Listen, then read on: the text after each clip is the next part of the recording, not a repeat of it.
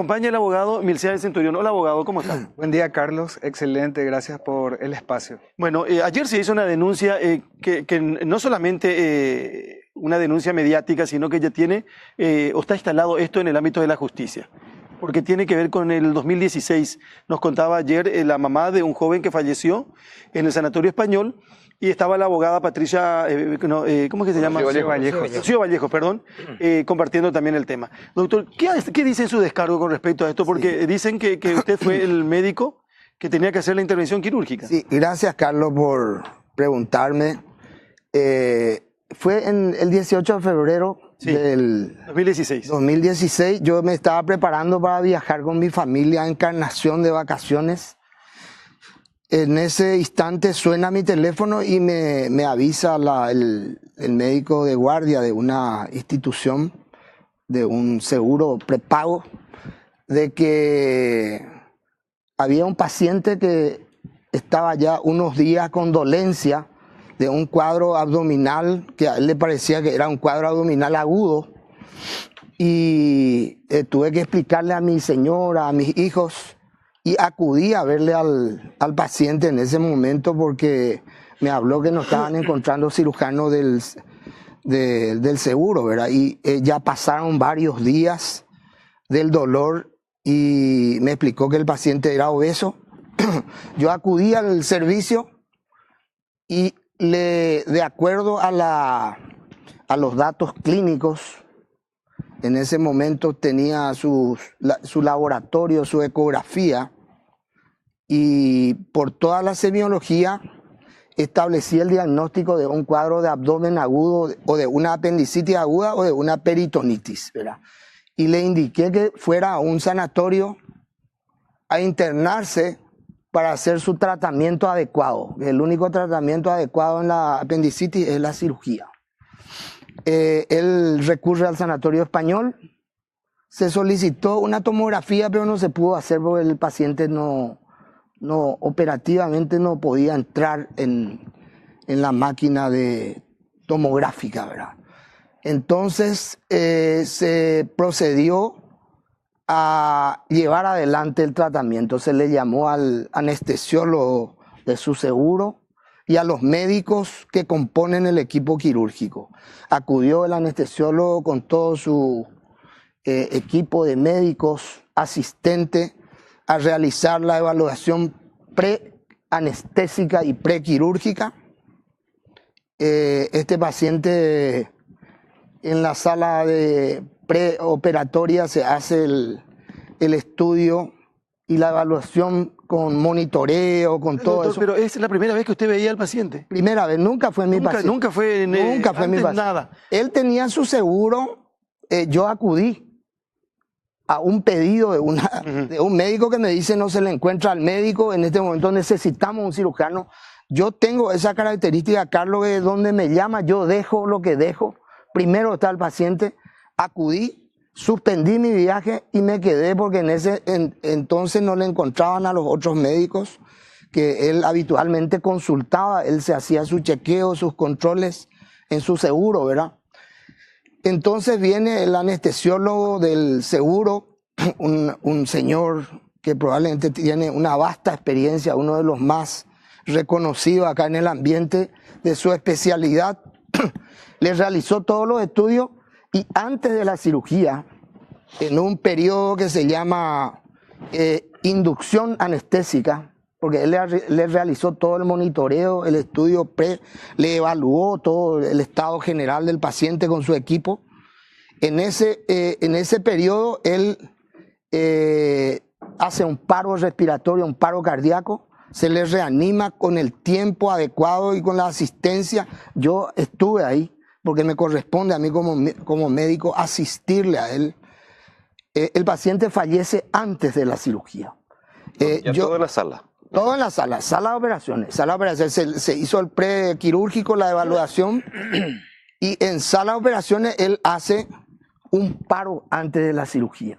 Se le realizó la reanimación y el paciente fallece después de 1 hora de reanimación y se hicieron todas las medidas correspondientes para sacarle al paciente. El paciente fallece. Nosotros salimos a hablar con la familia, yo le expliqué le explicó el anestesiólogo también. Y en ese entonces creo que era un miembro de la familia, me dijo que ellos iban a solicitar una autopsia. Yo le dije que no había ningún problema. Y me dijeron en ese momento que ellos no estaban de acuerdo con el diagnóstico y con el tratamiento que se le ofreció y que era más o menos imprudente indicar una cirugía, ¿verdad? Yo le dije que yo esperaría todos los estudios de la autopsia, ¿verdad? Y ellos hicieron una denuncia en base a un diagnóstico equivocado, ¿verdad? La autopsia reveló de que efectivamente mi diagnóstico estaba bien, que era una apendicitis aguda, avanzada, y que el tratamiento que se le propuso es el único que está establecido hoy en todo el mundo. No hay otra forma de tratar la apendicitis que no sea por el método de la cirugía, ya sea por la laparoscopía o por una cirugía abierta, que son los dos métodos que se puede tratar una apendicitis aguda. Bueno, pasó el tiempo, ellos hicieron los reclamos correspondientes, se hizo la pericia, ¿verdad? Y después de un tiempo a mí me comunicaron de que yo estaba no desvinculado, pero que tenía un sobreseimiento provisional, ¿verdad? Del caso, porque yo no le operé al paciente, o sea, el hecho del incidente o del paro no ocurre en el procedimiento que a mí me compete, que es la cirugía en sí. Usted que llega a eso. No, yo no le llegué a hacer el campo quirúrgico. Campo quirúrgico es pintarle al paciente la barriga para que yo pueda acceder. O sea que yo tuve una tremenda frustración de no poder ofrecerle el tratamiento que yo sé hacer, claro, que hice de más de 10.000 pacientes. Doctor, para pasarnos a la parte jurídica, usted dice que a usted en un momento le comunican que fue sobreseído del caso. No, después de unos meses. No, y después de unos meses. Unos meses, un sobreseimiento, el abogado va a explicar mejor. Por eso quiero ir al abogado. Provisional. ¿Existe ese sobreseimiento? Sí, justamente yo traje una copia aquí. La doctora Claudia Penayo, que es la fiscal que entiende en el caso, es de la Barrial 3, solicitó el sobreseimiento provisional en base a que no existe mérito como para plantear una acusación. Hoy para la justicia el doctor Gómez Otaño está, digamos, desvinculado de la causa. Hay diligencias pendientes, evidentemente, y estas consisten principalmente en una pericia integrada por anestesiólogos. ¿Por qué? Originalmente la junta médica que se llevó adelante tiene una conclusión muy gráfica y dice lo siguiente: la causa de muerte acaecida en este paciente no fue por su patología quirúrgica, sino más bien por su patología de base crónica, que se agudizó posterior a la inducción a la anestesia como complicación no deseada ni previsible. O sea, la situación del doctor acá se hubiera complicado si él hubiera hecho su trabajo, el de cortar e ingresar al interior del cuerpo del paciente. Ahí hubiera sido otra cosa. Abogado, esto se puede explicar un poco mejor para que la gente entienda y que nosotros también entendamos a qué se refiere esto. Sí, básicamente lo que ocurre es que se produce un accidente anestésico, según lo que dijeron los doctores Miguel Dante Zacarías y Miriam Galeano en su dictamen que obra Fojas 118 de la carpeta fiscal. ¿Qué significa esto? Que el acto quirúrgico propiamente no se inició. El doctor Jorge Gómez Otaño no llegó a hacer la incisión para empezar la cirugía. Por lo tanto, mal se le podría endilgar a responsabilidad. No hizo su trabajo. No hizo su trabajo. No pudo hacer su trabajo porque el trabajo que le correspondía. Bueno, lo que nosotros decíamos ayer, pues uno entiende el dolor de una mamá. ¿Cómo no va a entender el dolor de una mamá que pierde un hijo de 32, 33 años? Tiene todo el derecho del mundo de reclamar y de pedir una explicación. Lo que nosotros decíamos ayer, ¿por qué la justicia se demora tanto? Porque nosotros no sabíamos esto del sobreseimiento provisional. Bueno, que eso tampoco es definitivo, ¿verdad? No, claro. Que quede claro. Pero lo que nosotros le pedimos de repente a la justicia, porque esto también se habla y mucha gente escucha como quiere. Mucha gente escucha como quiere y decía, no, había sido que el doctor Gómez Otaño es el responsable de la cuestión. Lo que le pedimos a la justicia es que se expida más rápido nomás. Que diga, señores, no tiene nada que ver en el tema en base a esos argumentos, o si tienen otro argumento y así, él es responsable y en consecuencia tiene que pagar. Pero pasan 2 años y no pasa absolutamente nada. Acá el doctor Gómez Otaño está con su recibimiento provisional o definitivo ya. No, es provisional. Y justamente lo que la Fiscalía tiene como pendiente de realizar es una junta médica integrada con anestesiólogos, porque más bien el problema se suscita en el proceso de inducción a la anestesia y es lo que queda concomitante. Por de pronto, conforme al dictamen que emitieron la doctora Miriam Galeano y el doctor Zacarías, esa situación fue completamente imprevisible, es decir, es un accidente imponderable. No, de buenas a primeras, tampoco ninguno de los miembros del equipo quirúrgico tiene vinculación con el desenlace fatal, es lo que dice el dictamen.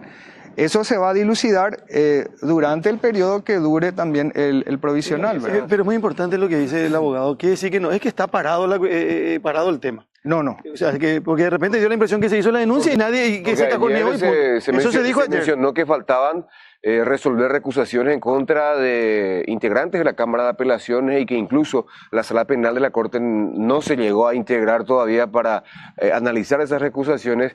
Y si es así, si existen recusaciones pendientes de resolución, ¿quién planteó esos recursos? Esa recusación. Sí, la recusación la planteé yo. Sí, existe, eso no es mentira. La recusación está pendiente de resolución, pero la etapa investigativa ya se agotó y la Fiscalía dictaminó el 5 de octubre de 2017, presenta el pedido de sobreseimiento provisional. Abogado, es muy importante que hayan venido, doctor, yo le agradezco mucho que hayan venido, es importante siempre escuchar a todas las partes y cómo corresponde. El caso sigue en el ámbito de la justicia. Sigue. Sí. Así que, doctor, muchísimas gracias, muy amable. Gracias, Carlos, por darme la oportunidad, porque yo tengo muchos pacientes. Ayer esas declaraciones que yo la comprendo y yo me solidarizo con la madre y con toda la familia, ¿verdad? Creo que ellos tienen todo el derecho del mundo de saber la verdad y de recurrir a tribunales. La vida no se devuelve, ¿verdad? No tiene precio eso. Doctor, una puntualización al abogado. Ayer decía la doctora Vallejo que incluso no se pudo, abogado, que ayer ni siquiera se pudo aplicar la medida cautelar a los imputados. Perdón. Ayer decía la abogada Rocío Vallejo que ni siquiera se pudo imponer las medidas cautelares. Sí, eso es cierto. Sucede que el abogado del colega del doctor lleva la causa también, es una defensa independiente, había planteado un incidente de nulidad de la imputación. Pero eso ya vino de la defensa del colega, ¿Se puede hacer, eso puede ser uno sobreseído sin siquiera habérsele impuesto la medida cautelar? Sí, de hecho que sí, por una cuestión muy sencilla. Sucede que esa recusación del juez no paralizó el proceso de investigación.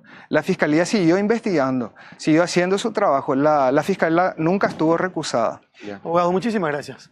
Igualmente. El abogado Milcea Centurión, el doctor Jorge Gómez Otaño. Gracias, doctor. Gracias a ustedes por venir a por la visitarnos. oportunidad. Por favor. Bueno, tenemos que ir a la pausa. Les recuerdo, no se olviden de enviar la palabra auto al 2215 para ganar millones de guaraníes en efectivo. No esperen más.